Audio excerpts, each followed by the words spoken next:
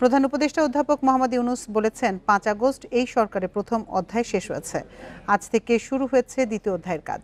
অন্তর্বর্তী সরকারের দ্বিতীয় অধ্যায়ের প্রধান কাজ হবে ত্রয়োদশ জাতীয় সংসদ নির্বাচন সুষ্ঠুভাবে সম্পন্ন করা। বৃহস্পতিবার সচিবালয়ে উপদেষ্টা পরিষদের বৈঠক শেষে একথা জানান প্রধান উপদেষ্টার প্রেস সচিব শফিকুল আলম। বান্ডেল থাকলে প্রতি সেনমানিতে টাকা বাঁচবে।